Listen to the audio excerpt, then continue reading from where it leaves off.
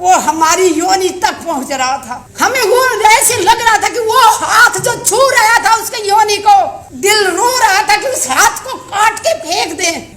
शर्म आनी चाहिए, सत्ता में बैठे लोगों को शर्म आनी चाहिए, खासकर जिस पार्टी की महिलाओं को शर्म आनी चाहिए। अरे वो इतनी गुलाम है कि इस पार्टी की, एक महिला होने के नाते उन्होंने एक शब्द नहीं बोला, चाहे वो पहलवानों को घसीटा गया हो, चाहे किसानों के ऊपर, जिंदा किसानों के ऊपर गाड़ियां चढ़ा दी गई हो। तकलीफ होती है, बहुत तकलीफ होती है, लेकिन ये ज्यादा दिन तक चलने वाला नहीं है। पाप का घड़ा इनका भरने वाला है।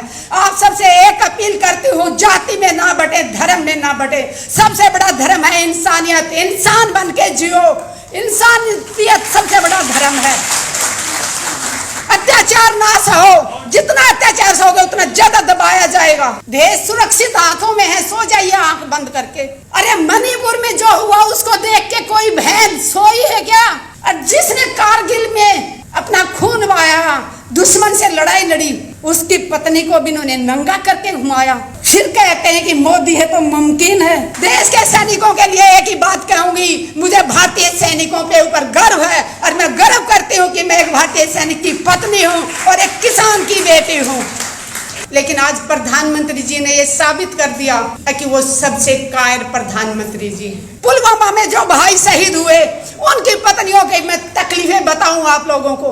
वो शहीद हो जाता है, विधवा हो जाती, वो एक ठीक है, अलग बात है। वो देश के लिए बड़ी गर्व करती है कि मेरे आदमी ने शहीदी दी, गर्व महसूस करती है। लेकिन उस विधवा को कितनी तकलीफों से गुजरना पड़ता है। हमारा समाज उस विधवा को अशुभ मानता है। जब ब्याह शादी होती है तो उस विधवा को सभी प्रोग्रामों से दूर रखा जाता है। कहा जाता है ये तेल नहीं चढ़ाएगी, ये हल्दी नहीं चढ़ाएगी, ये तो विधवा है। मैं देश की मातृशक्ति से अपील करती हूँ, विधवाओं का ऐसे तिरस्कार ना करो।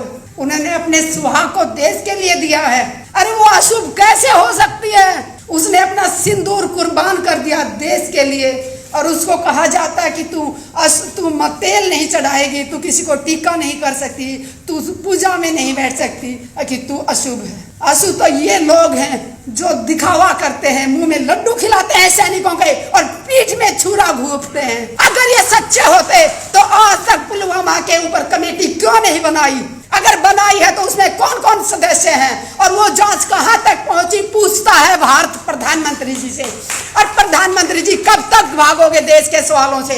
इनके सांसद जब भी कोई सवाल करता है, चाहे पीटी उषा मैम से मैंने सवाल किया था जंतर मंतर पे तो वो भाग गई थी, मीनाक्षी लेखी से बात की तो वो भाग गई थी, जिससे भी सवाल करते हैं वो भाग रहे हैं। आज देश का बच्चा बच्चा जाग चुका है, प्रधानमंत्री जी से सवाल पूछेगा और आज नहीं तो कल प्रधानमंत्री जी को देना होगा, जवाब देना होगा। दुख होता है जब सैनिकों के नाम पे वोट मांगने जाते हैं। पुलवामा इनकी कमजोरी के कारण हुआ। इंटेलिजेंस का कान और आंखें बंद करके सोया हुआ था।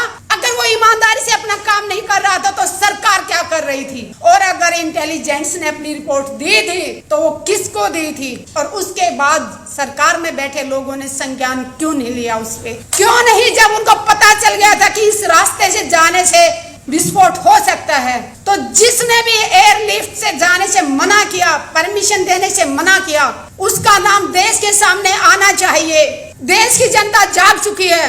बहुत देर तक इन्होंने धर्म के नाम पे लड़ा लिया, जाति के नाम पे लड़ा लिया, बट अब देश जाग चुका है। देश के समझ में आ गया है, अगर आप भी नहीं बोले तो हम बोलने लायक ही नहीं रहेंगे। ऐसी हालत करने की तैयारी कर रखी है देश की सरकार ने कि हम सिर्फ दो टाइम की रोटी मांगने के लिए हाथ फैलाएं ताकि हम अपने हकों की आवाज ना उठा सके। जवान शहीद होते हैं उस दिन उसके घर में खूब सारे लोगों का आना जाना, सुबह से शाम तक लाइन लगी रहती है, लेकिन उसके बाद उस विधवा को अपना जिंदगी कैसे बसर करती है, किस तरह अपने बच्चों को पढ़ाती है, ये देखने वाला कोई नहीं होता। उस बहन को, विधवा को अपनी पेंशन लागू करवाने के लिए सरकारी दफ्तरों के एक साल तक चक्कर काटने पड़ते हैं। हम बहुत बार रक्षा मंत्रियों से मिले हैं, मनोहर पारिकर जी थे तब भी मीटिंग होती थी, सीतारमन जी थे उनसे भी मीटिंग हुई, हमारे ये राजनाथ जी हैं इनसे भी मीटिंग हुई, लेकिन हमेशा वादा किया जाता है कि हाँ हम सब ये किया जाएगा,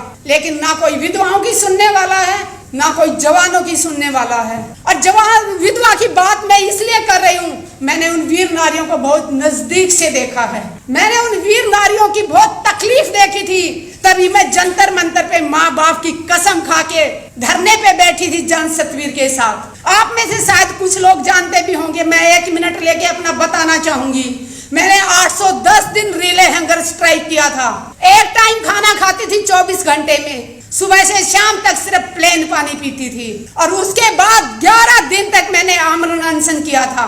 और वहां पे बैठी थी तो माँ बाप की कसम खा के बैठी थी। किसान की बेटी हूँ और एक सैनिक की पत्नी हूँ तो पीछे हटने वाली नहीं थी। आईसीयू में पहुंच गई थी। 4 दिन तक मैं आर हॉस्पिटल में रही और मुझे बलात्कार की धमकी दी गई। और जब मैं FIR दर्ज कराने जाती हूँ, उस थाने की महिला SHO कहती है कितने चक्कर काटोगी, छोड़ो, ऐसे तो धमकियां मिलती रहती हैं। मैंने कहा जितने भी चक्कर काटने पड़े, जिसने मुझे बलात्कार की धमकी दी मैं उसको जेल भेज के रहूंगी। आप यकीन मानेंगे 14 महीने बाद मेरी FIR दर्ज की। मैं दिल्ली की बात कर रही हूँ। और वो भी तब मैं महिला आयोग गई, साइबर क्राइम गई, दोनों तरफ से दबाव पड़ा। उसके बाद 14 महीने बाद वो FIR दर्ज की और उसके बाद आज 30,000 कोर्ट में केस चल रहा है। आज तक नहीं ढूंढ पाए कि वो इंसान कौन था जो एक आर्मी ऑफिसर की पत्नी को बलात्कार की धमकी दे रहा था। जय जवान जय किसान।